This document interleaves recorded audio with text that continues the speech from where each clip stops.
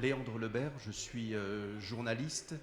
J'ai fondé quelques médias autour du sport, entre autres Gazette Sport, qui est un média extrêmement ciblé déjà sur le sport et que sur Amiens Métropole.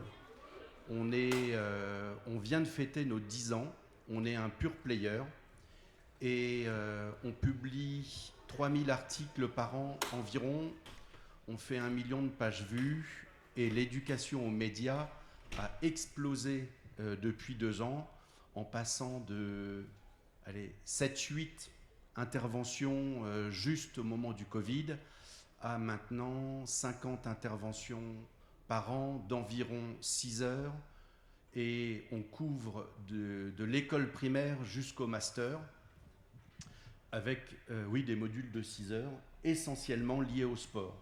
Alors, quand tu dis pure player, en fait, c'est un terme qui, je pense, peut-être ici parle sans doute à tout le monde, mais est-ce que tu peux l'expliquer et dire pourquoi c'est important? D'ailleurs, tu l'as spécifié. Alors, un pure player, c'est qu'on n'est que sur le web. Voilà, ça c'est une chose, et notre modèle économique dépend de la publicité et dépend de prestations de services qu'on peut faire à côté, dont l'éducation aux médias, qui est une des ressources financières pour le journal. Voilà. On a créé un deuxième média qui s'appelle Gazette Sport Le Mag, qui lui ne parle que d'un côté magazine, mixité, bénévolat, arbitrage, sport santé, dans lequel on met l'éducation aux médias et qui lui va passer au papier dans quelques semaines. Donc pour l'instant c'est pas encore noté, et qui sera un papier par abonnement sous un format original parce que les jeunes n'ouvrent plus les magazines.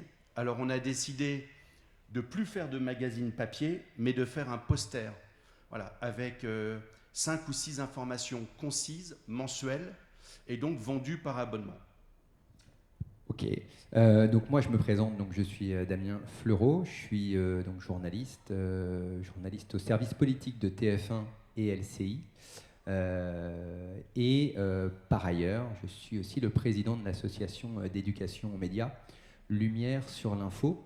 Lumière sur l'info est une association de journalistes professionnels venus d'horizons différents, la presse écrite, le web, la télé, la radio. Donc d'entreprises du service public ou d'entreprises privées. Moi je travaille donc à TF1.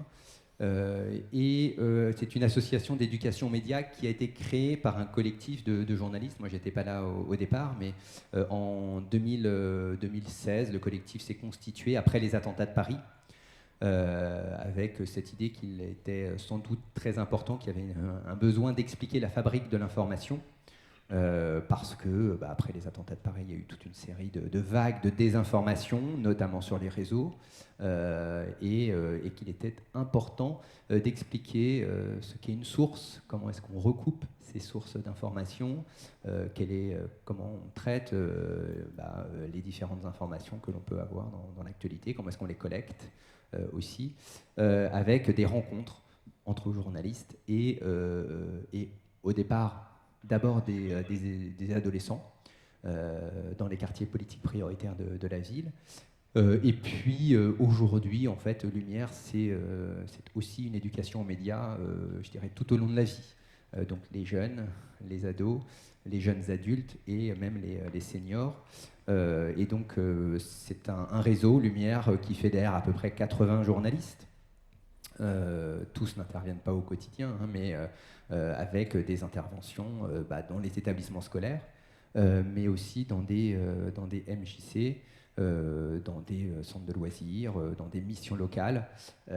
Et puis, on en parlera notamment avec Amar dans des clubs sportifs.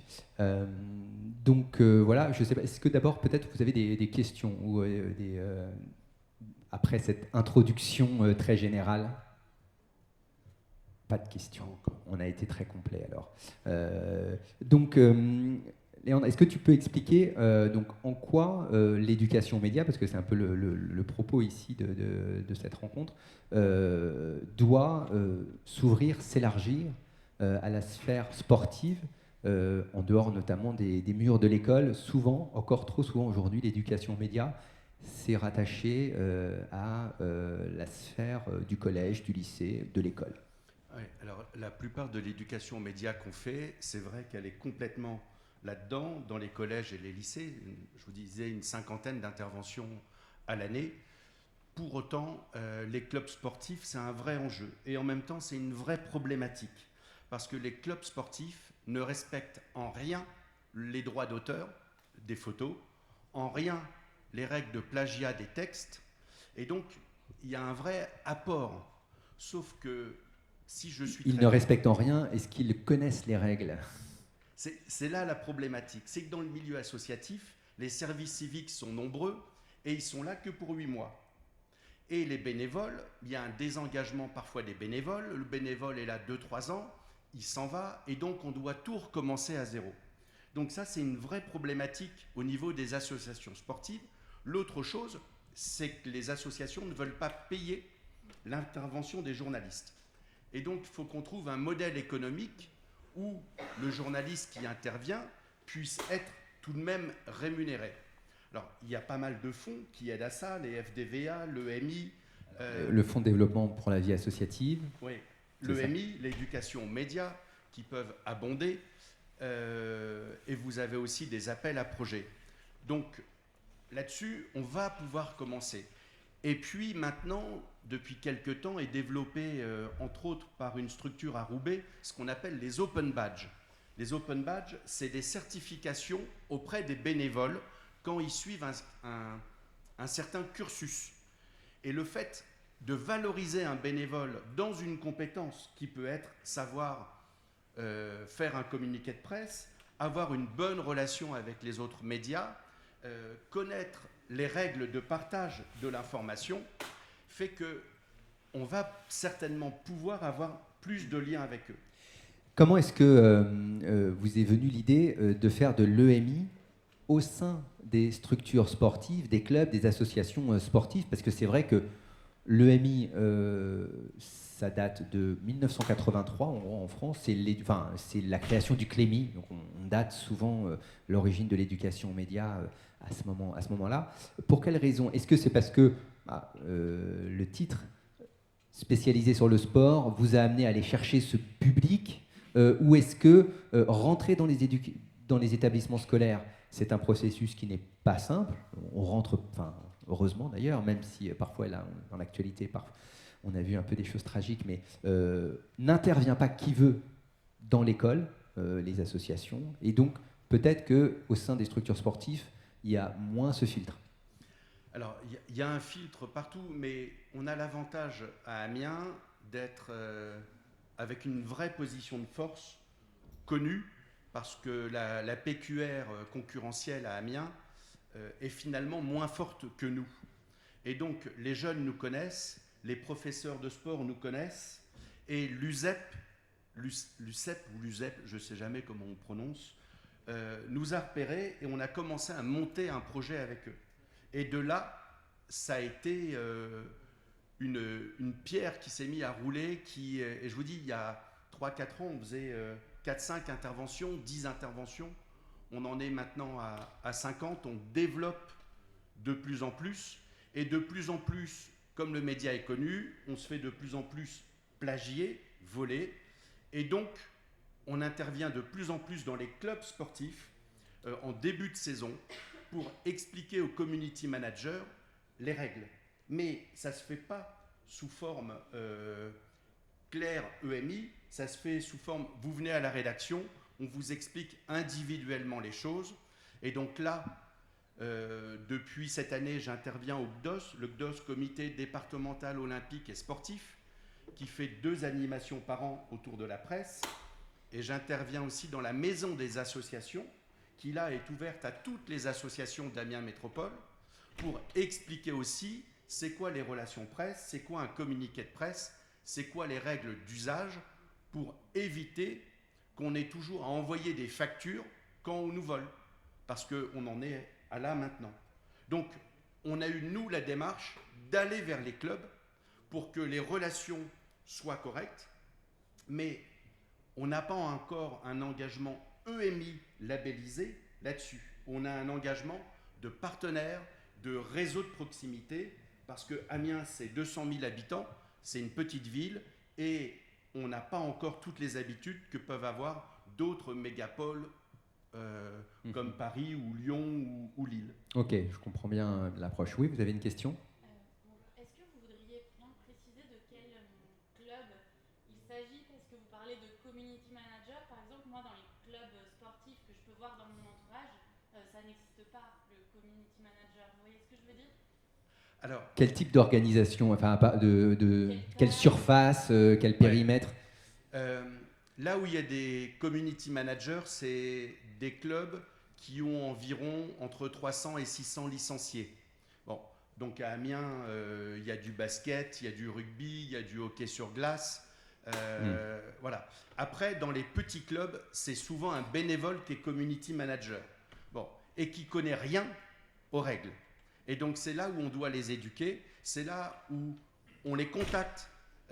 Et même quand on les contacte, on a un club à Amiens qui, malgré une formation avec le community manager, continue à ne pas mettre les crédits photos. Donc, à un moment, on rouspète. Voilà, il y a des clubs qui à un moment, il y a la facture qui arrive, quoi.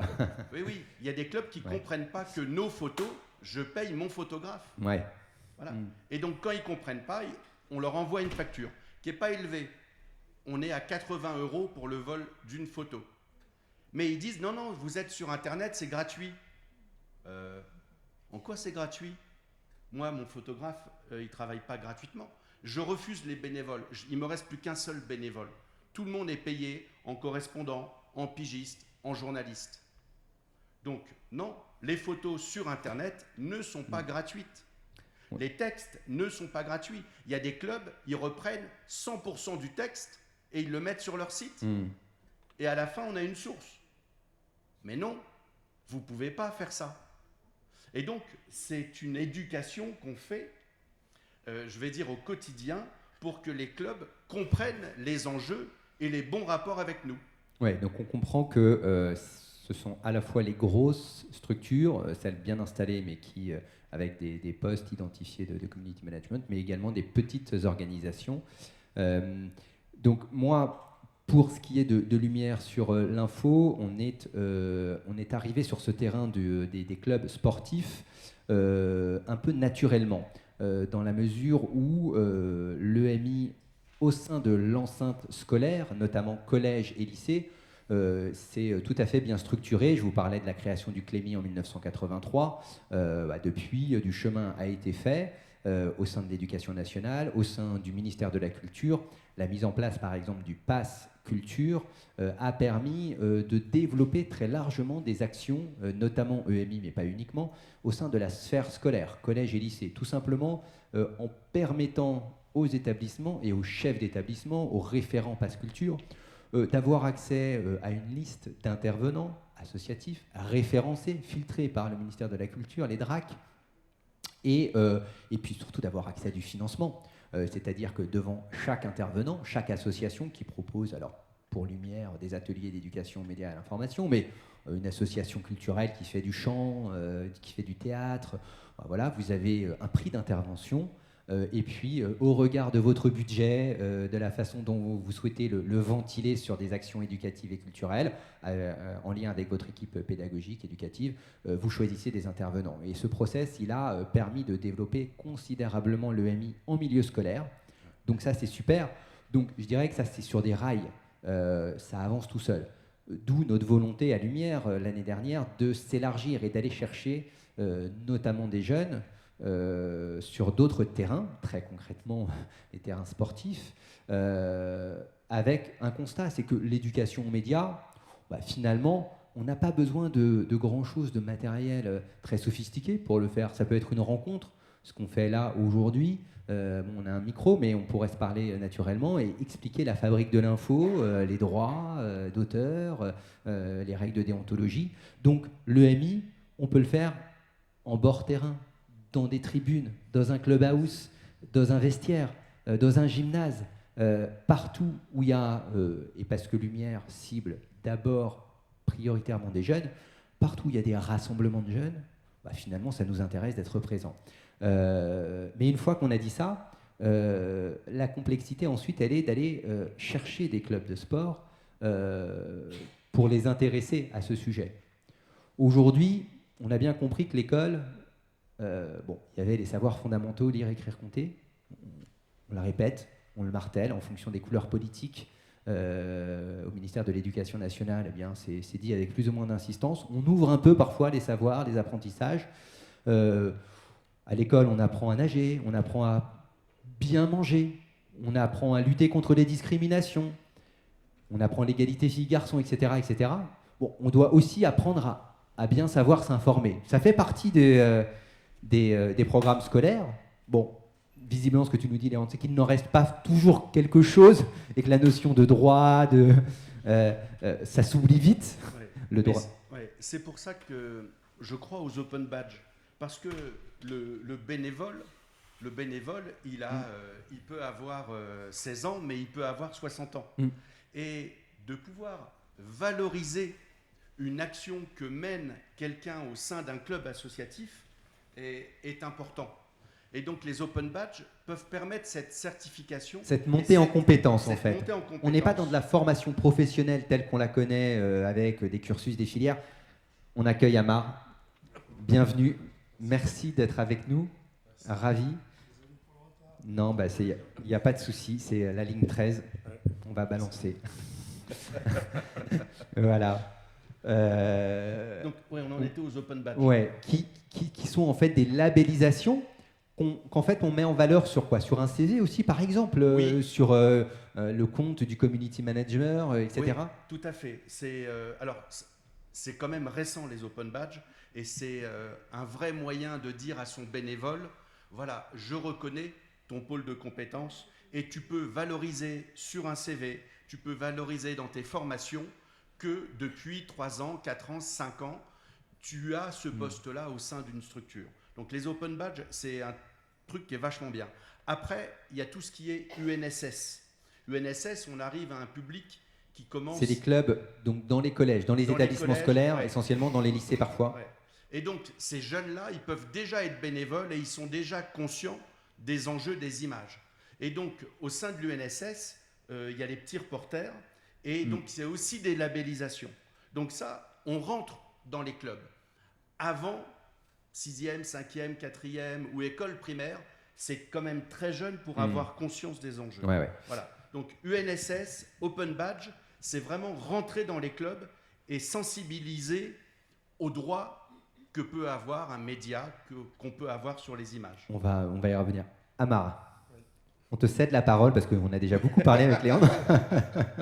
Et donc, on te laisse te présenter, si tu veux bien. Bonjour à tous.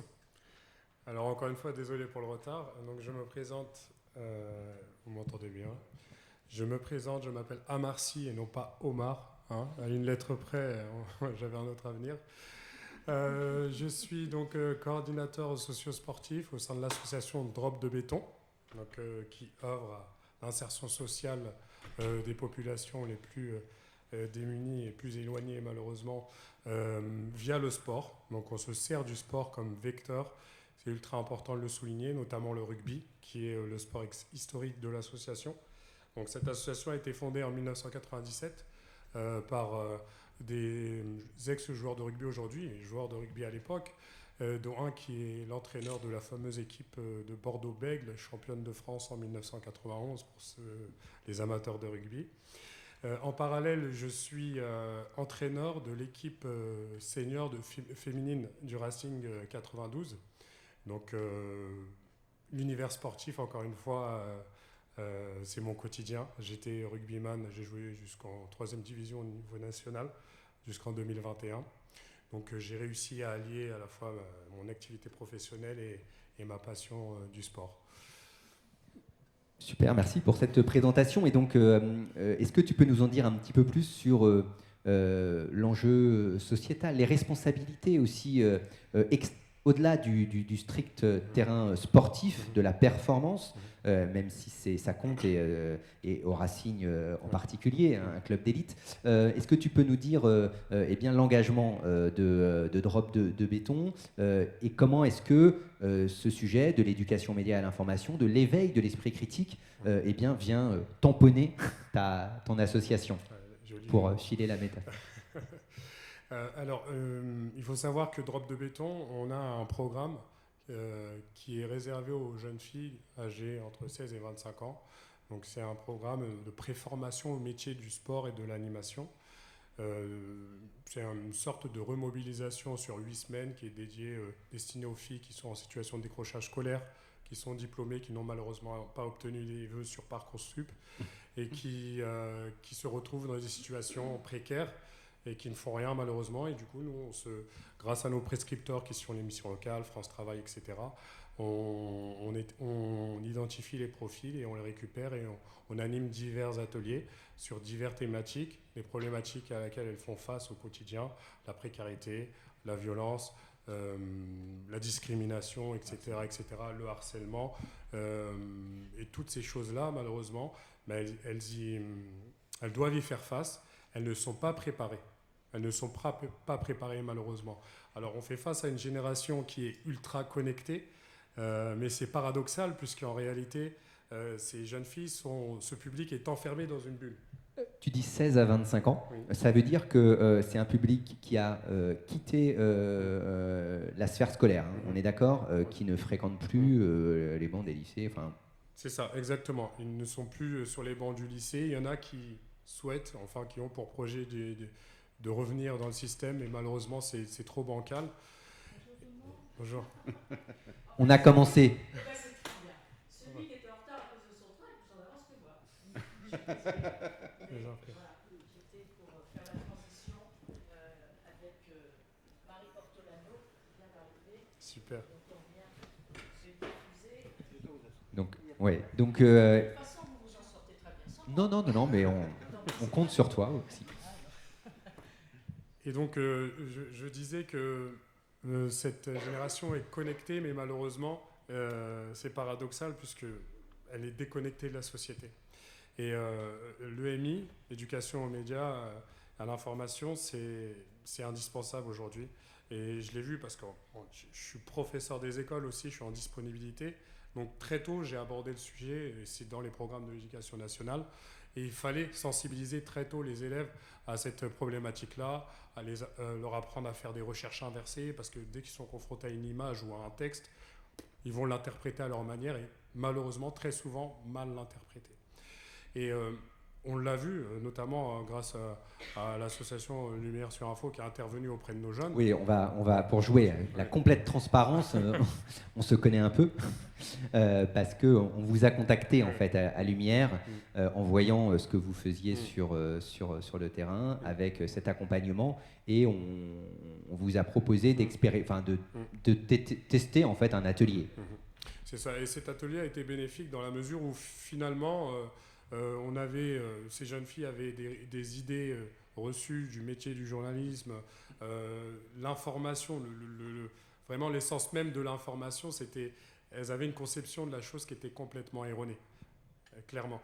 Et aujourd'hui, avec tous les systèmes de communication, etc., on reçoit beaucoup d'informations et les sources, parfois, et très souvent, il faut les vérifier. Sinon, tout de suite, on rentre dans un système et dans un cercle vicieux qui fait qu'on contribue à faire enfler les rumeurs ou autres, et parfois, ce n'est pas bénéfique au public. Et c'était quelque chose d'indispensable, et elles l'ont très bien vécu. Et finalement, être connecté aux réseaux sociaux ne suffit pas en tout cas. Et la population, cette jeune population est exposée aux dangers divers. Elle doit y faire face encore une fois, et on espère en tout cas, grâce à ces nombreuses sensibilisations, pouvoir faire en sorte qu'elle s'ouvre à la société de manière réelle et non pas que virtuelle, surtout. Oui, Léon. Ouais. Non, mais vas-y. Toi, voilà, vous avez commencé, vous, à faire de l'EMI au moment du Covid. Oui. Et c'est devenu, pour toi, notamment, bien sûr un intérêt formidable, mais une vraie passion, en disant transmettre, avoir ces échanges, c'est quelque chose de capital et que tu as en quelque sorte découvert, alors que peut-être tu ne t'y attendais pas que ça pouvait avoir une telle importance et un tel impact. Oui, l'éducation aux médias, et il y a Anne-Sophie qui est tout au fond de l'ensalle, chez qui j'interviens régulièrement autour d'un club média. C'est devenu une vraie passion. Et j'adore ce contact avec tous ces jeunes et avec les clubs sportifs. Et en général, des clubs sportifs que je croise localement, certains me contactent pour dire « Ah, je veux faire un service civique chez vous ». Et du service civique, certains, je les prends en alternance. Et après l'alternance, il m'est arrivé sur 3 ou 4 de pouvoir les embaucher en CDD et qu'ils puissent obtenir leur première carte de presse. Et donc tout ce travail informel qu'on fait, finalement, contribue. Et beaucoup des jeunes que j'ai lancés viennent du sport. Et entre autres, il y a Julie Michel qui est à l'antenne de Lille, qui travaille pour LCI, M6, l'équipe 21, qui a commencé chez nous en tant que journaliste sportive. Alors, elle a abandonné le journalisme sportif parce qu'elle a rencontré des problèmes de harcèlement, parce qu'elle était draguée outrageusement. La séduction, on peut l'avoir, ça fait partie, je crois, de nos quotidiens. Mais la séduction, à un moment, quand on dit non, c'est non. Et là, certains sportifs ou certains coachs n'entendaient pas le non. Bon, N-O-N, 3 lettres qui sont quand même bien audibles, ils n'entendaient pas. Et donc, elle a décidé de quitter les sports pour maintenant être face caméra et ces reportages sont maintenant visibles, entre autres LCI. Voilà. Mais tout ça part d'un club sportif. Moi, dans un CV, quand je vois que c'est un sportif de haut niveau, quand je vois que c'est quelqu'un qui a un engagement dans le sport depuis au moins 5 ou 6 ans ou de la compétition, celui-là, il a une vraie priorité. Celui-là ou celle-là. Bon, la problématique, c'est que depuis Julie, j'ai pas de femme dans mon équipe de journalistes. Et la semaine dernière, j'étais à Ham, dans un lycée, et une des lycéennes me dit « Mais de toute façon, vous ne me prendrez pas. Mais laisse-moi le choix de te dire non. Ne crois pas, toi, que c'est un non.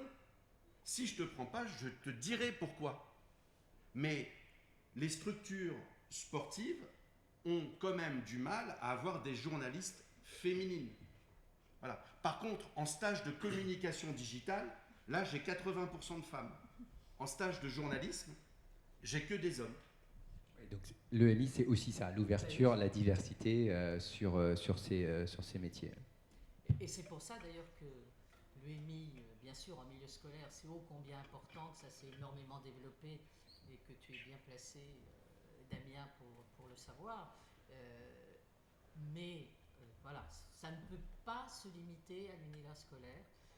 C'est aussi tout au long de la vie, parce que, je veux dire, les adultes, les grands-parents se font beaucoup plus piéger que vous, et que, en cette année olympique, la volonté, notamment de Lumière sur l'info, c'est de dire, l'EMI, il faut que, en effet, ça rentre dans les clubs sportifs. On peut faire de l'EMI sur un bord de terrain. Alors, voilà. effectivement. Donc là, et c'est l'objectif.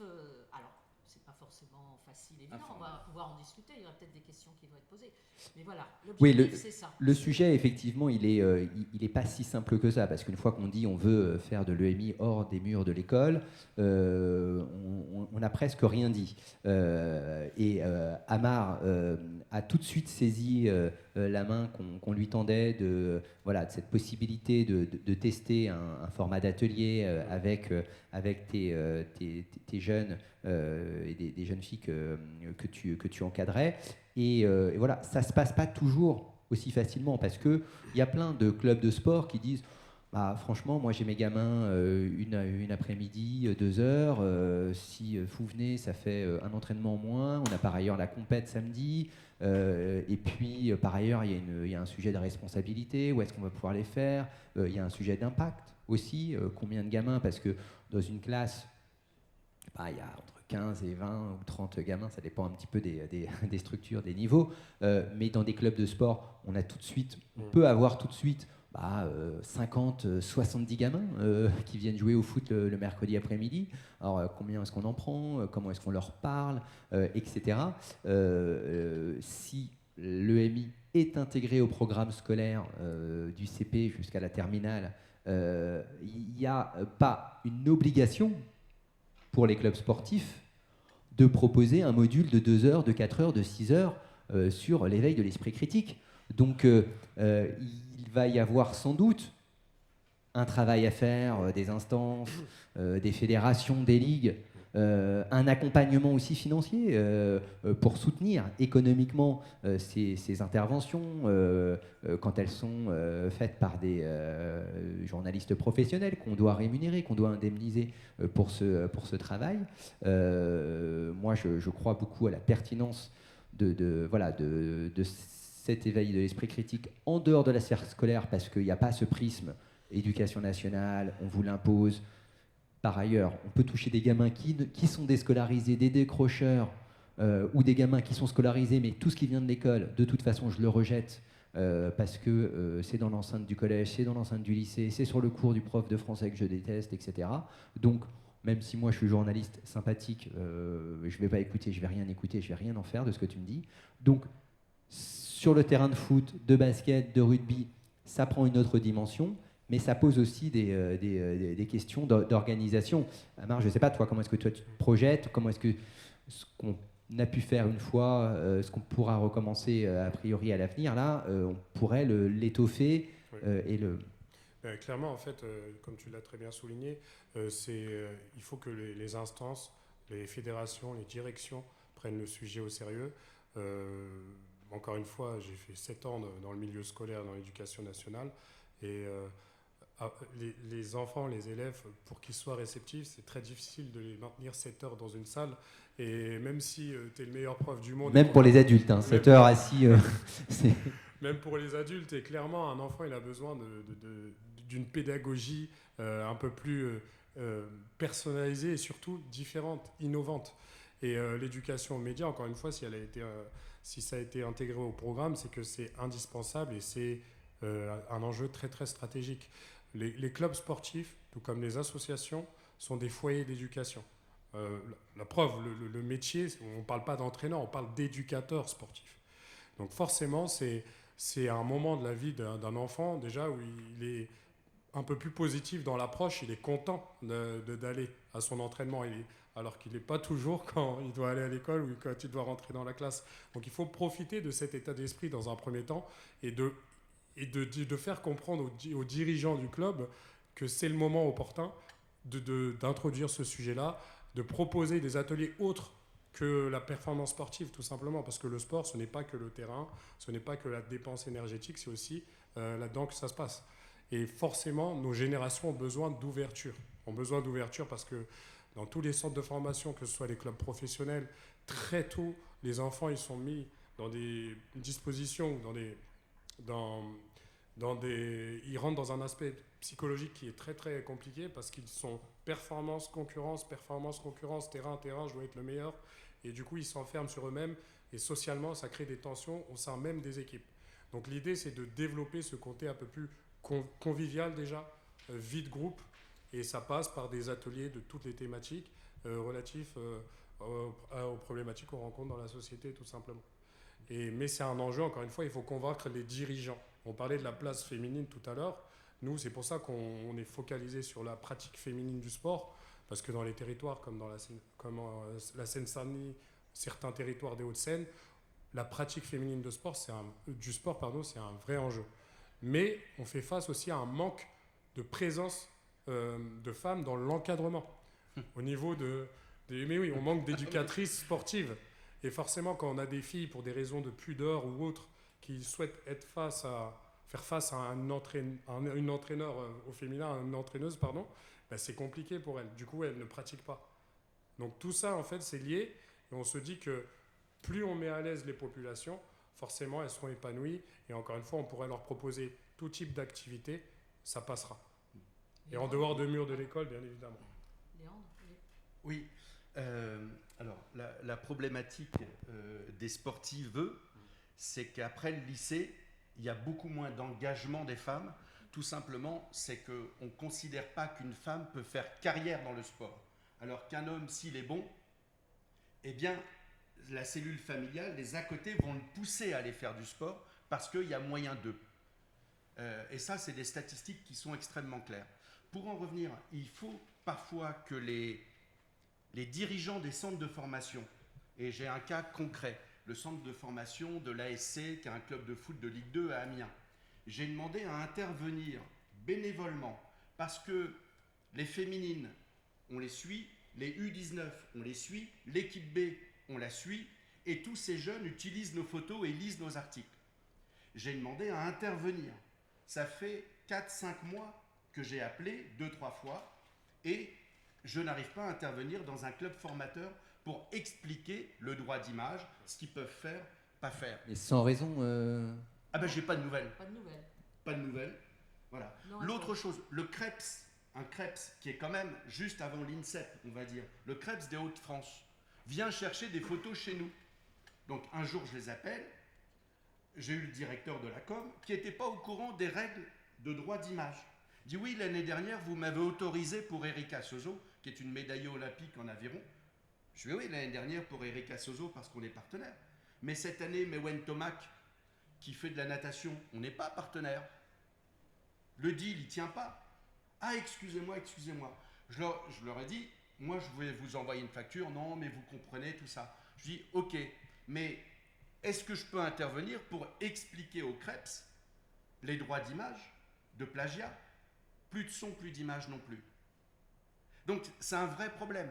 Et peut-être que la solution financière, parce que je ne suis pas que vénal, mais nous, notre structure, on a 130 000 € de budget, c'est des budgets qui sont conséquents, c'est de passer par les ligues départementales ou les ligues régionales de sport, qui ont, soyons clairs, des budgets conséquents qu'ils ne veulent pas dépenser.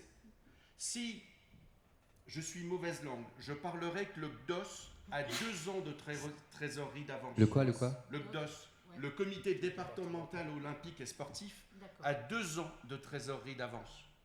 Voilà, mais ils thésaurisent parce qu'à la tête, je suis désolé, mais c'est des anciens. Voilà. Et les ligues ont en général entre 1 an et 1 an et demi de budget d'avance. Il n'y a pas de représentant d'instance dans la salle.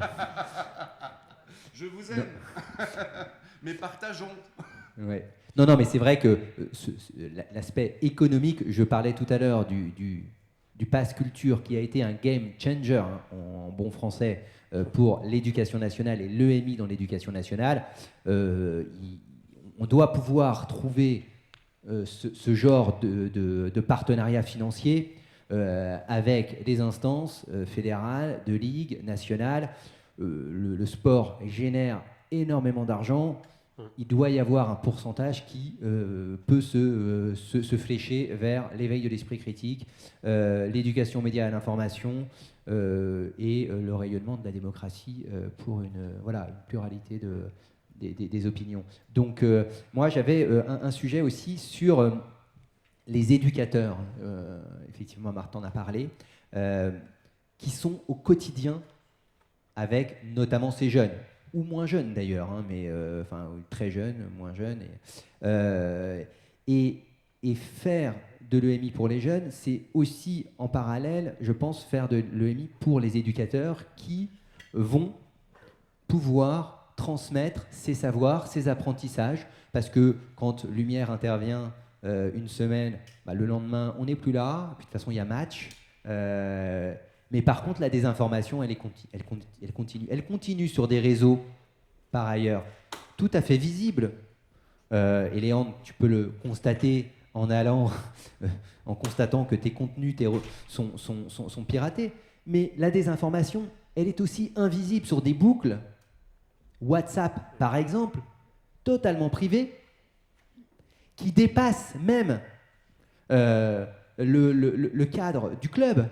Parce que c'est les U19 qui ont leur boucle privée entre joueurs. Parfois, il y a l'éducateur qui va leur donner des messages, des rendez-vous.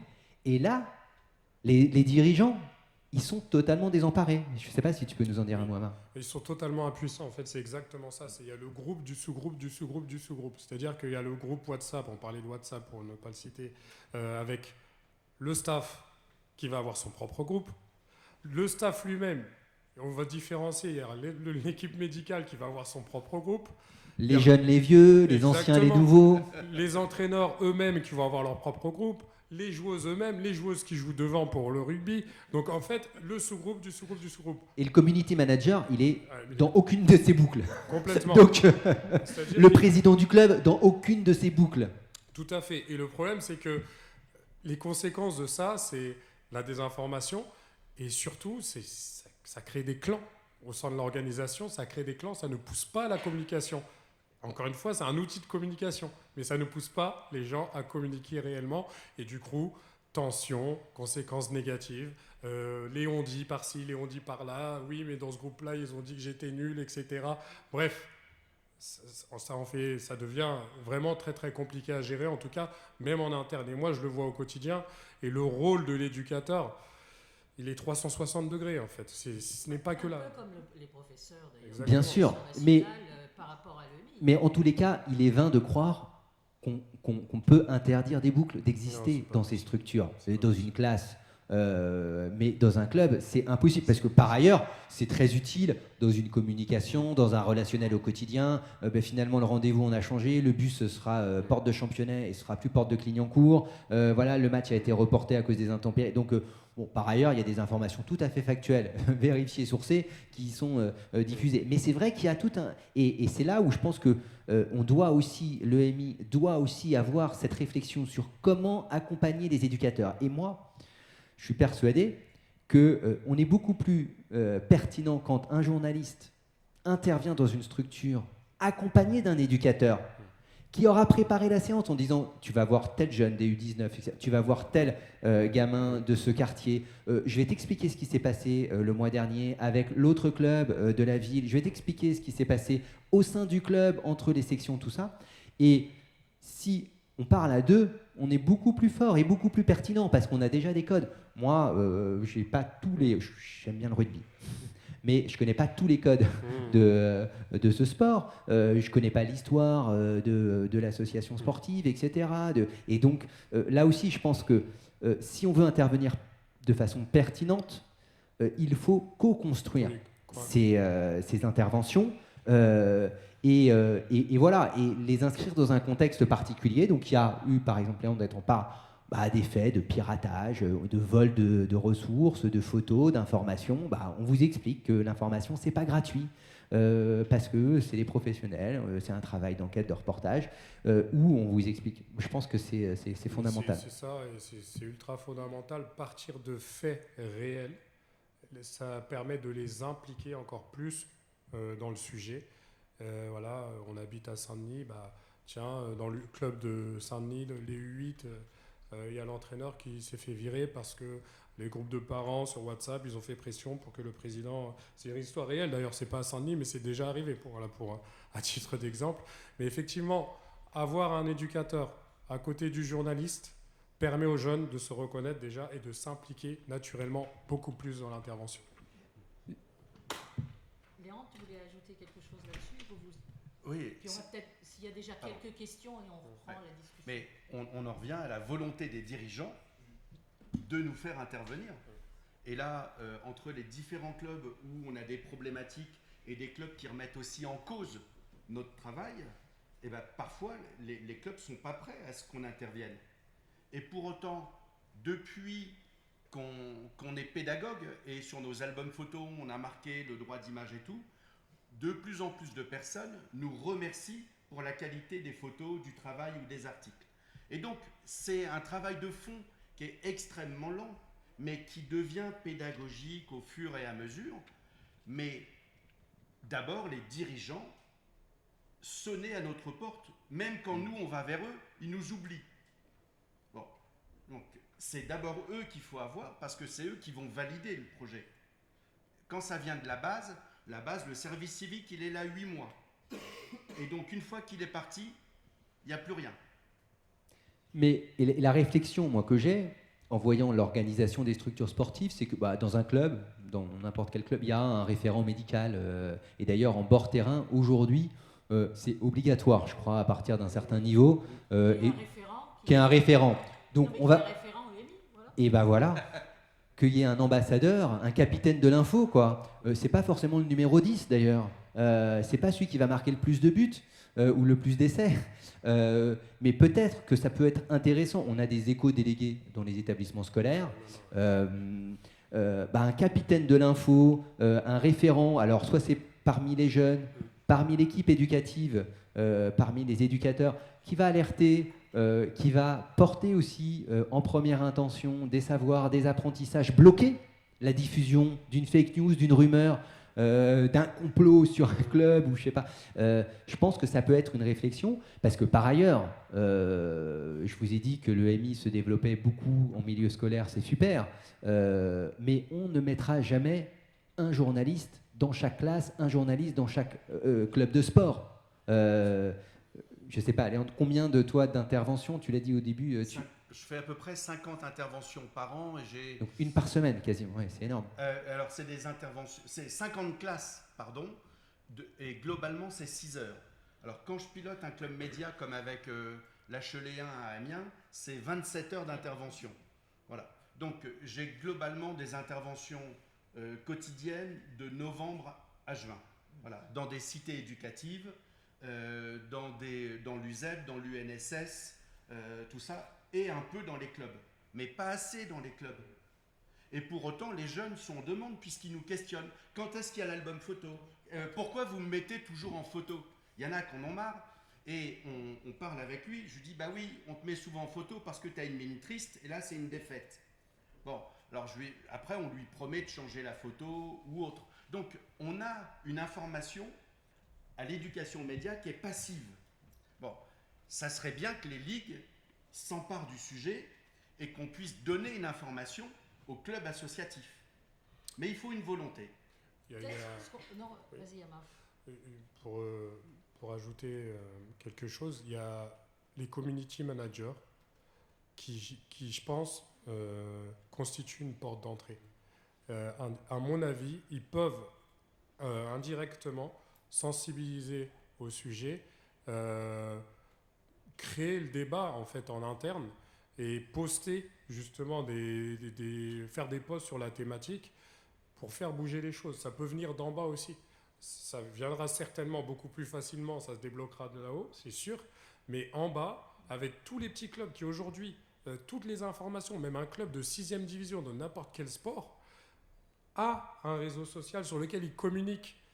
Il envoie la composition de la feuille de match, alors qu'avant, on ne savait pas. Donc le tout petit club qui n'a pas de moyens a quelqu'un qui poste. Donc cette personne-là, il faut savoir l'identifier en amont. Il faut lui mettre un badge, Léandre. C'est ça. C'est le premier concurrent de l'information. Hein. Les clubs sont les premiers concurrents des médias. Voilà. Et en même temps, quand un club comprend l'importance de bien communiquer, il augmente son nombre de licenciés. Nous, on a le cas avec des sports mineurs comme le ballon au point. Il y a 700 licenciés et c'est vraiment tenu dans la somme. Maintenant, on est le premier média référent et les gens nous disent, mais ils s'inquiètent quand on ne publie pas les résultats. Donc, on a une vocation de média de proximité et plus on est avec eux, plus ils nous respectent et plus ils nous disent merci. Et ça, des tout petits clubs. Un club de paddle qui n'existait pas il y a 2 ans, maintenant, à chaque fois, on le diffuse et donc ça entraîne d'autres clubs à dire, mais oui, mais vous parlez de lui, mais pas de nous, mais... Eh bien ouais, donnez-nous l'info. On va vous apprendre à bien la donner. Voilà. Et donc l'éducation aux médias, elle se fait vraiment de façon informelle dans les clubs sportifs. Je pense qu'il serait bien, c'est qu'avant qu'on se quitte, en quelque sorte, année olympique, on pose des choses pour que ça puisse progresser. Mais peut-être que dans la salle, avant de reprendre, est-ce qu'il y a des questions ? Est-ce que quelqu'un souhaite intervenir ? Vas-y. Est-ce que vous ne pensez pas que la difficulté de faire de l'EMI dans le club, elle vient surtout du fait que le club se professionnalise de plus en plus et du fait que, en fait, accéder dans les clubs sportifs pour les journalistes devient de plus en plus dur, voire dans certains cas impossible ? Non, le professionnalisme, c'est une minorité des clubs. Voilà. Il n'y a pas tant de clubs professionnels. À Amiens, on suit 80 clubs. Il y a 4 clubs professionnels. Donc, et de toute façon, il y a un seul club avec qui on a du mal à avoir de l'info, c'est la Ligue 2, c'est le foot, où là, tout est cadenassé. Et ils privilégient toujours le national à la proximité. Donc là, je suis en bisbille avec eux, parce qu'on n'a pas accès à tout, alors qu'on parle de toutes leurs sections, toutes les semaines. Voilà. Donc là, oui, mais sinon, le hockey sur glace et tout le reste, quand tu es sur le terrain de la proximité, tu es toujours accueilli. Moi, plus que la professionnalisation, qui effectivement est assez marginale malgré tout dans la pratique, c'est d'abord et avant tout l'amateur, je pense qu'il y a un phénomène de concentration des organisations et des structures sportives qui se regroupent les unes entre elles, et donc le club d'escrime du 9e va fusionner avec celui du 17e, et les sections basket, etc. pareil, pour gagner en effectif, en masse critique, mieux s'organiser sur des créneaux, enfin, notamment en région parisienne ou à Paris, où il peut y avoir des problèmes d'infrastructure, de disponibilité de sites, etc. Et donc, voilà, un phénomène de concentration, je dirais, d'organisation sportive. C'est pas forcément, moi, vu de mon point de vue de président d'association d'éducation média, c'est pas un mal, parce que en fait on a des interlocuteurs qui rayonnent du coup sur une masse critique de licenciés de tout profil, d'horizons différents. Donc la porte d'accès, si on passe par le terrain, en fait c'est plus facile, et on gagne du temps. Donc j'y vois pas de difficulté, et je connais effectivement pas cet aspect de la professionnalisation de certaines structures qui, dans leur centre de formation, etc., vont faire un filtre, un embargo pour que ces savoirs. Je pense que en fait, il faut réussir à les sensibiliser, à leur dire que c'est une question de priorité. C'est pas évident, parce que quand on voit effectivement les dégâts que peuvent faire certaines communications sur les réseaux sociaux de professionnels, tout sport confondu, je pense qu'ensuite il y a dans ces cas-là des cellules de crise qui se montent. On paye très cher une agence de communication pour tenter de rectifier le coup. Ce serait moins cher de faire intervenir les journalistes de la Gazette. Est-ce qu'il y a une autre question? Oui. Bonjour, Aslamdi, je suis intervenue sur la conférence précédente autour de l'EMI dans l'éducation. Je suis moi-même journaliste et intervenante dans les établissements scolaires. En vous écoutant, en fait, je me suis fait une remarque, je ne sais pas si c'est forcément une bonne chose, mais je remarque les mêmes problématiques dans le milieu scolaire, malheureusement, en termes de difficultés à convaincre les encadrants, que ce soit les enseignants du côté de l'école, mais aussi, j'imagine, dans votre cas, peut-être les directions des clubs. Et peut-être qu'effectivement, vous l'avez évoqué, monsieur Lévert, peut-être qu'une solution, ce serait peut-être à réfléchir, ce serait d'essayer de trouver l'intérêt qu'il pourrait y avoir pour les clubs, parce que leur dire simplement, je ne suis pas sûre que ça convienne, leur dire qu'il faut sensibiliser les jeunes et que c'est dans leur intérêt, ils vont forcément faire passer en priorité l'intérêt du club, le fait qu'il y ait le tournoi à préparer, le prochain, voilà, que ce soit compliqué à organiser.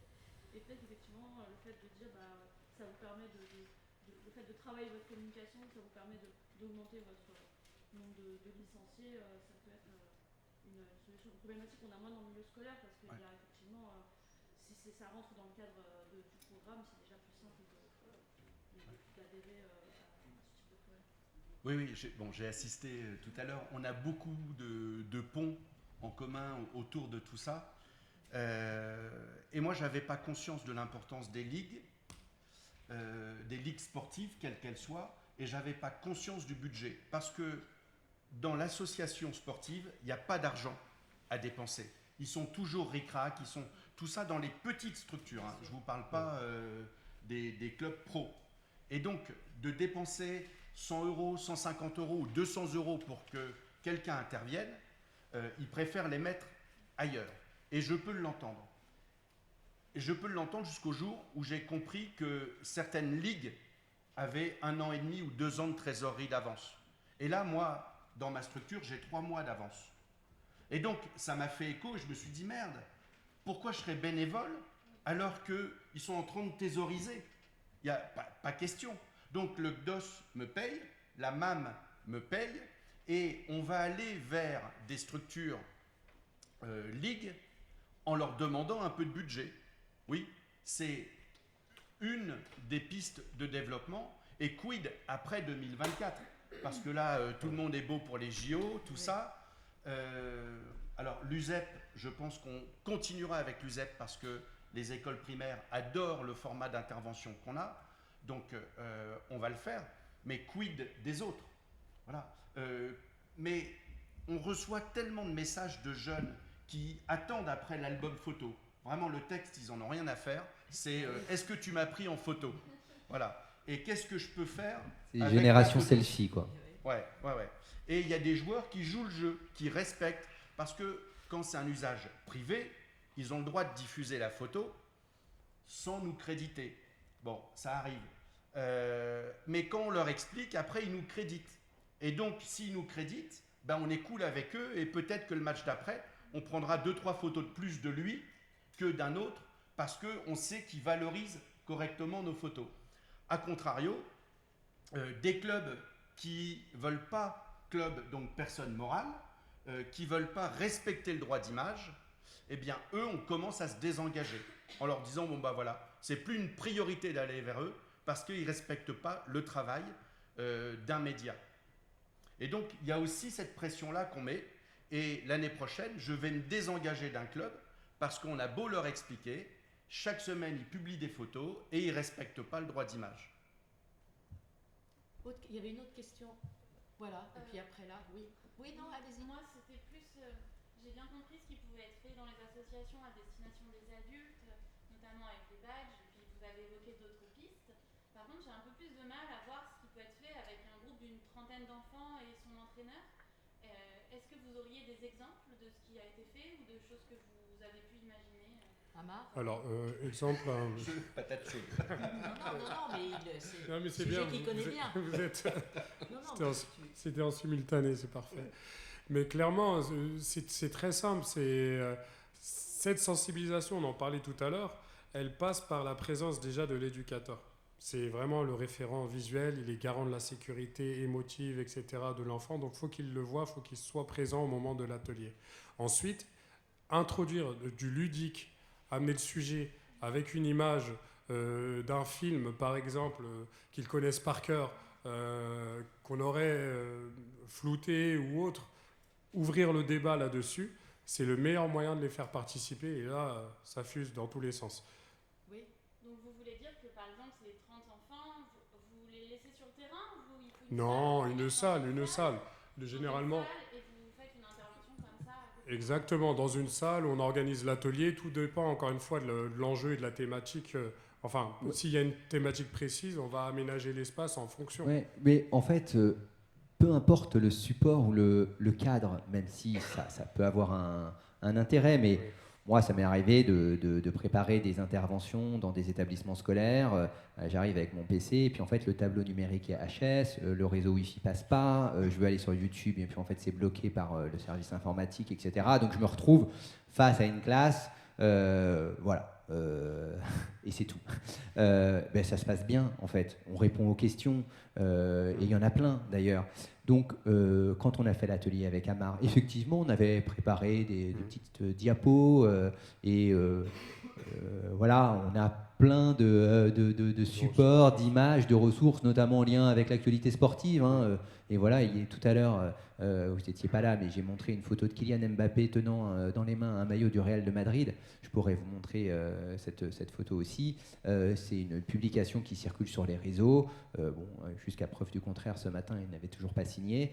Et donc, on peut accrocher avec de la matière sportive, de l'actualité sportive, mais on peut aussi simplement échanger. Et on a une journaliste de l'association qui est allé faire un atelier sur un stade d'athlétisme. Voilà, les jeunes pratiquaient, encadrés par une association de prévention de rue, pratiquaient une activité un peu physique. En fait, elle a simplement marché, fait des tours de stade, discuté, échangé, et ça s'est terminé d'ailleurs par un dîner dans les locaux de l'association, et elle a parlé de son métier. Et simplement ça, c'est déjà ça aussi, l'EMI. Donc c'est pas forcément des apprentissages normés avec des sujets qu'il faut aborder, l'histoire de la désinformation chapitre 1, chapitre 2 les réseaux sociaux, comment ça marche, chapitre 3 la déontologie, qu'est-ce que ça veut dire, chapitre 4 la concentration des médias, bien ou pas, enfin si on parle de la concentration des médias ce soir-là sur la piste d'athlétisme du terrain de Boulogne-sur-Mer, c'est super. Et je réponds à toutes les questions. Voilà, moi, je travaille dans un groupe, TF1, etc. Et c'est un sujet. Si on n'en parle pas, on n'en parle pas. Et puis, on reviendra la semaine suivante ou la semaine d'après et on échangera sur d'autres. Donc, je pense qu'il ne faut pas s'accrocher. En tous les cas, aujourd'hui, au support, au cadre, c'est provoquer des rencontres. Peut-être, voilà, amorcer. Peut-être qu'effectivement, si on s'adresse à la population des éducateurs, ça peut se faire dans un cadre un peu plus formel, un peu plus normé, parce que d'ailleurs des structures sportives ont des budgets de formation chaque année, réussissent à organiser des temps. C'est ce qu'on fait nous avec par exemple des conseillers de mission locale. Voilà, il y a des conseillers dans certaines missions locales. Le jeudi après-midi est dédié à la formation, à la montée en compétences. Donc là, on va flécher X jeudi après-midi pour discuter de MI, partager des savoirs et des apprentissages avec ces conseillers qui vont, eux, répercuter sur leurs jeunes ensuite ces sujets-là. Donc, ça peut être un temps un peu plus construit, un peu plus chapitré, pour ne rien oublier. Mais avec des jeunes, je pense qu'il faut écouter, répondre aux questions et voilà, savoir provoquer un échange. Oui. Une autre question voilà. Alors, oui. On va faire le fond, puis après toi, Anne-Sophie. Vas-y. Le fond, merci. C'est pas grand-chose, c'est juste pour rebondir sur tout ce qui a été dit. Je suis la collègue, moi je suis prof de français et d'histoire géo dans un lycée professionnel et j'ai travaillé avec Léon en partenariat et je vais dans le sens de tout ce que vous dites, c'est une question de rencontre. Partir du terrain c'est très bien parce qu'on a un cas comme ça très concret et pour une fois je me dis que quand même on pourrait imaginer trouver un bon petit modèle qui fonctionne avec les clubs, une entrée qu'on pourrait calquer sur l'éducation nationale qui pour une fois quand même pourrait servir un peu de modèle parce qu'au final il y a quand même la co-construction et la co-animation de ces séances qu'on peut faire avec des jeunes dans un club ou des jeunes dans une salle de classe, ça a énormément de points communs et on est enrichi. Moi je me suis enrichie, je ne connaissais rien du journalisme, mais je me suis enrichie de la pratique et du côté professionnel de Léon, les élèves aussi, et au niveau pédagogique on a pu échanger aussi. Ça c'était la première chose. Et l'autre chose aussi, vous aviez parlé d'adage, de cette plateforme éducation nationale qui permet les financements, ça c'est une révolution quand même. Nous on se fait nos petites offres sur mesure qui correspondent à notre petite thématique dans notre établissement. On ne demande pas des milliers et des cents, c'est raisonnable et ensuite on invente parce qu'on rencontre monsieur dans une association, parce que ceci, parce que cela.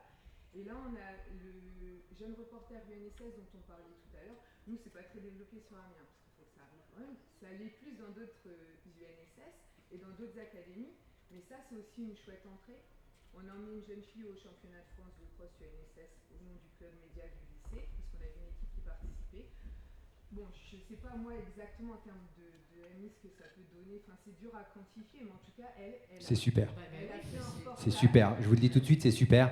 Et voilà, après en termes d'impact, on peut toujours... Je pense qu'il faut rien s'interdire. Non, mais vous avez raison. Parce que ça va dans tous les sens, on a l'impression que ça prend différentes formes. Mais ça peut prendre toutes les formes qu'on veut, c'est vraiment une question de rencontre puis d'un peu d'inspiration au départ. Oui. Non, après, le sujet, c'est la montée en charge, l'essaimage et l'impact. Quand vous dites effectivement adage dans l'éducation nationale, ça marche bien quand il y a un prof motivé qui va formuler une offre, un projet, voilà, et ensuite, c'est super, il y a un financement.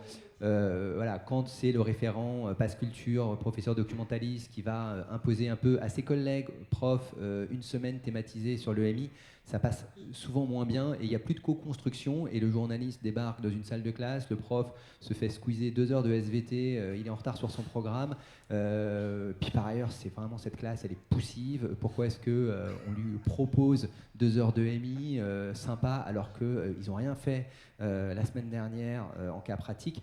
Donc la co-construction, c'est super, mais c'est vrai que ça ne marche pas toujours, et pas dans 100% des cas, voilà, même si c'est intégré au programme. Question? Alors, oui, vas-y, puis après tout. Voilà, moi c'est pour compléter ce qui a été dit. Thomas Rocher, je travaille au CLEMI, CLEMI national. Vous avez employé le mot initiation, découverte, etc. Vous avez cité aussi les cités éducatives. Ouais. Les cités éducatives, c'est depuis 4 ans la possibilité que l'éducation nationale, avec la ville, avec la préfecture, construisent, par exemple, co-construction, construisent ensemble avec les associations, justement la possibilité qu'en dehors de l'école, il y ait quelque chose qui se passe autour de l'éducation aux médias et à l'information. Et c'est très important qu'un club de patinage, qu'une association de taekwondo puisse effectivement, parce qu'on va parler d'argent, on va parler de budget, parce qu'il faut faire intervenir des journalistes professionnels. L'éducation aux médias, ce n'est pas la communication.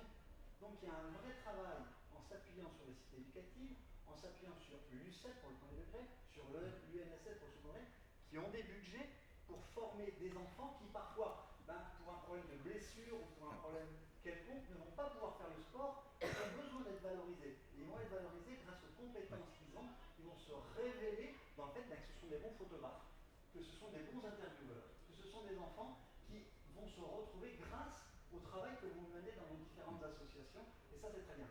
Il y a une grande question, qui dira tout ça, c'est quelle est la différence entre communication et information. Oui, bien sûr. Parce que les élèves qui vont communiquer la feuille de match, les enfants qui vont faire des photos en disant ça n'est pas de l'information, c'est de la communication. Et là il y a un vrai travail à faire grâce à vos professeurs des écoles, mais aussi très engagés dans le rugby, c'est qu'ensemble on est plus fort, quel que soit le sport, et ensemble, éducation nationale, privé, journalistes, associations, on va arriver, et pas que pour les Jeux, pas que pour les Jeux olympiques et paralympiques, mais après, c'est là qu'il va falloir qu'on travaille ensemble encore mieux à développer, notamment sur l'égalité filles-garçons.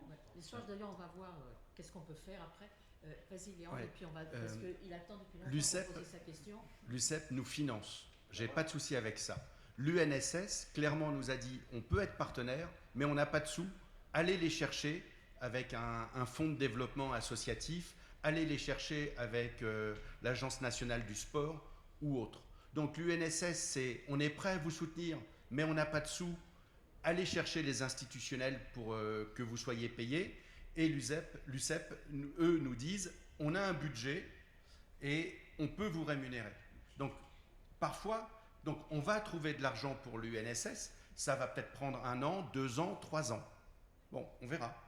L'UCEP, c'est la Ligue de l'enseignement, et l'UNSS, le président de l'UNSS, c'est la ministre ou le ministre de l'Éducation nationale.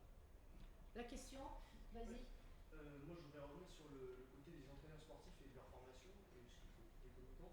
Pour gagner en efficacité, et comme vous le disiez, que le MI puisse durer au-delà des Jeux Olympiques 2024, est-ce qu'il ne vaudrait mieux pas intervenir au moment de la formation des entraîneurs, pendant leur diplôme, leur passage de diplôme, puisque la difficulté potentielle aussi d'accéder au club, sachant qu'en plus les entraîneurs sont quand même des sources privilégiées quand même dans les médias.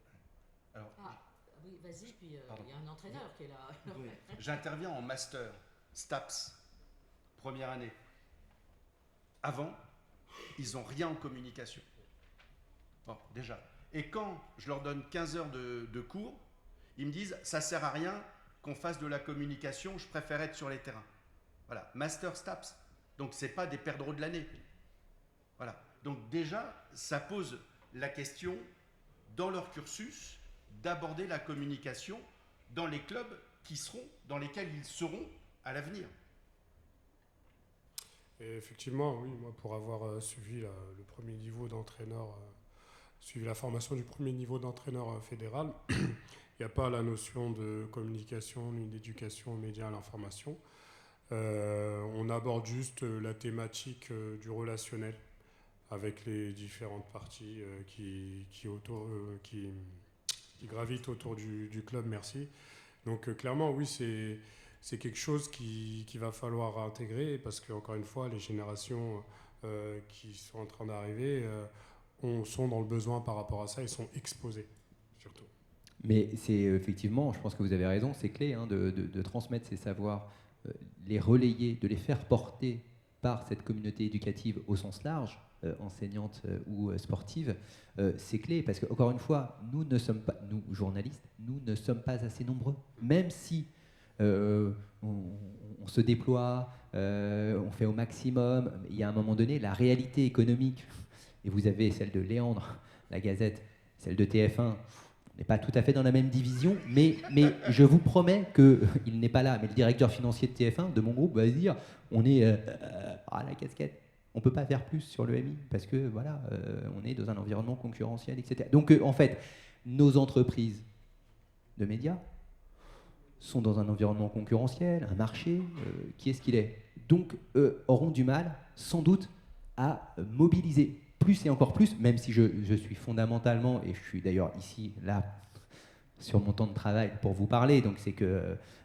mais auront du mal à faire beaucoup plus. Voilà, le mécénat de compétences, donner des jours. Voilà. Moi, j'encourage mes collègues à la rédaction à faire de l'EMI, à faire ces rencontres. C'est d'ailleurs utile pour le rayonnement de nos titres. Mais même personnellement, c'est hyper enrichissant. C'est des rencontres, ça vous fait sortir de votre quotidien. Je suis journaliste politique. J'étais allé 2 fois à Boulogne-sur-Mer dans les basques d'un candidat à l'élection présidentielle. Je peux vous dire que quand j'y suis retourné avec l'association Éducation Lien Prévention, j'ai vu une autre réalité. Donc rien que pour ça, ça devrait être un passage obligatoire, donner 2, 3, 4 jours dans son année pour des actions EMI. Mais ça ne suffira pas, même ça ne suffira pas. Donc faire porter par des professionnels de la communauté pédagogique nos savoirs et nos apprentissages, ce sera jamais les entraîneurs du Racing ou de Drop de Béton, ce seront jamais des journalistes. Et ils se feront pas passer, ils vont pas raconter les coulisses de la rédaction de TF1 comme moi je peux le faire. Mais ils auront eu des bases, ils auront eu des connaissances, un début d'expertise, et puis ils nous alerteront en nous disant « Oh là là, dans mon club, ça part en cacahuète là. Chez mes U16, il se passe un truc, je vois passer... » Et voilà, parce qu'il aura eu son badge, le badge de Léandre, parce qu'il aura été ambassadeur ou capitaine de l'info, il aura le contact avec 4, 5, 6 rédactions, parce que combien de profs aujourd'hui, monsieur représentant le Clémy, combien de profs encore aujourd'hui malheureusement nous disent « Moi je ne connais pas de journaliste, mais je ne savais pas qu'on pouvait faire venir un journaliste à Boulogne-sur-Mer de TF1 ». Alors, ils sont rares. Mais il y a encore, et vous imaginez, si on en est là à l'éducation nationale, alors que le Clémy c'est 1983, dans les clubs sportifs, le travail qu'il y a à faire. Donc il faut que dans chacune de ces organisations, il y ait un référent. Avant de se quitter, puisqu'on est néo-olympique et que ce sujet vous tient à cœur et te tient à cœur, Damien, est-ce qu'on ne pourrait pas, c'est quelque chose je sais auquel tu as pensé, lancer l'idée de l'équivalent de la semaine de la presse à l'école. Est-ce qu'on ne peut pas envisager le mois du sens critique, le mois de l'éducation à l'information au niveau sportif, au niveau des clubs, alors en sensibilisant les ligues, en voyant à la fois avec le ministère des Sports peut-être, mais de se dire, voilà, lançons l'équivalent de la semaine de la presse à l'école dans le milieu sportif. Comment on peut faire? On peut y aller? Oui, je pense qu'on peut y aller parce que c'est une vraie réussite, cette semaine de la presse. C'est aujourd'hui un incontournable.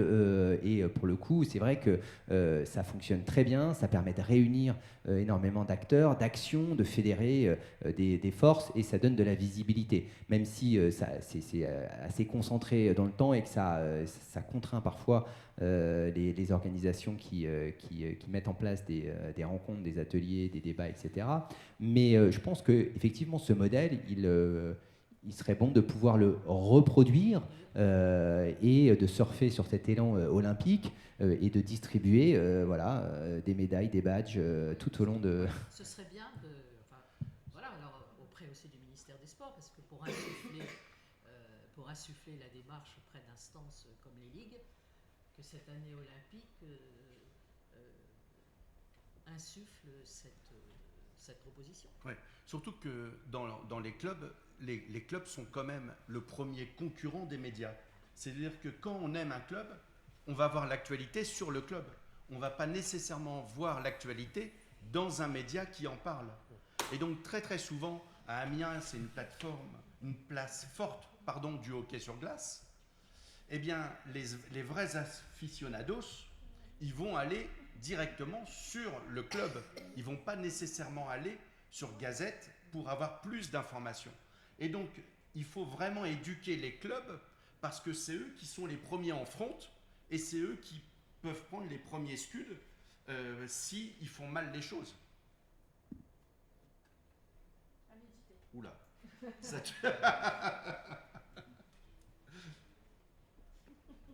Oui. Est-ce que le fait qu'il y ait de plus en plus de journalistes qui dévient entre guillemets vers la communication et qui sont notamment maintenant à la tête de community managers, enfin qui sont community managers dans les clubs, ne peut pas aider justement à ça, même si c'est vrai que là on va rentrer dans le débat de la porosité entre communication et journalisme, mais ne peut pas aider à ça, à faire que les clubs soient moins dans cette attaque frontale avec les médias et Ouais, moi, je n'opposerai pas, information, communication. Je ne sais pas s'il y a une déviance, dévier d'un métier vers l'autre. J'ai pas de jugement de valeur. On ne fait pas la même chose. Communiquer, informer. Effectivement, les deux peuvent se valoir. L'important, c'est de savoir qui me parle.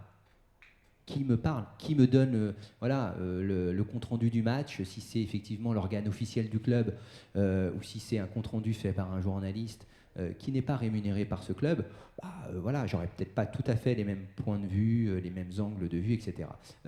Donc voilà, mais après, je pense que les deux mondes doivent se parler, travaillent ensemble au quotidien sur le terrain. Parfois, il y en a qui ont plus de place que d'autres, qui ont des accès à des contenus, à des ressources, les zones mixtes, etc., les sujets de droit, quand on parle de clubs professionnels, avec des exclusivités, les Jeux Olympiques, par exemple, c'est un vrai sujet, on nous en parle comme d'un grand moment d'union nationale. Si vous n'êtes pas partenaire, si vous n'êtes pas diffuseur officiel, je suis dans une chaîne qui n'est pas diffuseur officiel, c'est pas simple. Donc voilà, mais je pense qu'on ne peut pas opposer ces deux mondes, regretter la prédominance de l'un sur l'autre. Il faut travailler ensemble et expliquer nos différences et nos nuances, quoi.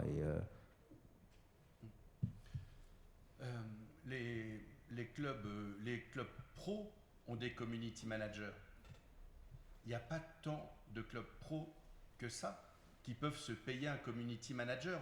Ligue 1, Ligue 2, les top 14, le basket, le hand, mais 80% des clubs n'ont pas les moyens de financer tout ça. Sur la proximité sportive, ce que vous racontez, c'est le haut de l'iceberg. C'est pas la réalité quotidienne. Moi, je suis le sport beaucoup en Bretagne au niveau football. Il y a des clubs régionaux qui sont en 7e division de football. Alors, c'est football, c'est un peu différent, mais qui ont des community managers et qui sont dans des villages de 3000 habitants et qui emploient des alternants à l'échelle du club dans la 7e division pour faire justement de la communication. Donc, c'est quelque chose qui, quand même, se démocratise de plus en plus, y compris dans les clubs amateurs. Alors, un alternant, certes, il appartient à la structure, mais il est là que pour 12 mois et qui change tous les ans et il est subventionné de 500 €.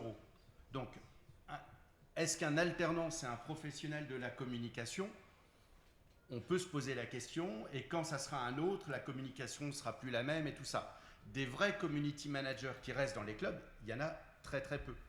Voilà. Les services civiques, en début d'année, on leur dit « vous serez community manager », en fin d'année, ils font des entraînements, ils ramassent les capsules de bière et on leur dit finalement la communication ça sert à rien et tu feras autre chose. Bon, on oublie que la communication, les réseaux sociaux prennent du temps, c'est chronophage. Il va falloir qu'on se quitte, mais peut-être demander à chacun d'entre vous, justement par rapport à l'objectif à se donner pour faire progresser cette belle idée, que ce soit à travers une initiative comme un mois de la presse à l'école dans les clubs et autres, peut-être à chacun d'apporter qu'est-ce qu'on peut faire, Moi, j'ai pour objectif tout simplement de continuer la collaboration avec Lumière sur Info, à multiplier... C'est un grand oui. T'auras gagné ça. Multiplier les interventions au niveau de la préformation métier du sport au niveau de l'asso, mais aussi commencer à évoquer le sujet de manière un peu plus concrète au niveau du Racing 92, qui est un club phare du top 14, qui, si l'activité en tout cas se développe au sein du club, peut servir de modèle pour les autres. Forcément, il y aura une locomotive tôt ou tard. J'en parlais dans le train avec une journaliste de Arrêt sur Image qui était assise à côté de moi, par hasard. Et on a évoqué ce sujet-là et on s'est clairement dit qu'effectivement, certaines locomotives peuvent forcément enclencher et faire en sorte que l'élan... Oui, il y a un sujet de visibilité et d'impact. Pour reprendre cette belle initiative de la semaine de la presse et des médias dans l'école, il y a un parrain chaque année qui donne de la visibilité, qui donne de la surface à ces actions. Il y a même un concours, etc. Donc on doit pouvoir mieux structurer cette offre naissante, mais qui avec déjà énormément de ressources et d'expertise. Donc on en a eu un tout petit aperçu, je pense, ici aujourd'hui, pour après les Jeux Olympiques et Paralympiques, poursuivre cet élan et à la rentrée mobiliser quelques acteurs en lien avec des fédérations, des institutionnels, des sportifs qui demain parraineront. Voilà. Donc écoutez, on va passer un pacte. Kylian Mbappé, parrain de la prochaine, du prochain mois de l'éducation aux médias dans les clubs sportifs en 2025, même s'il est au Real de Madrid. Merci en tous les cas. Merci. Merci beaucoup.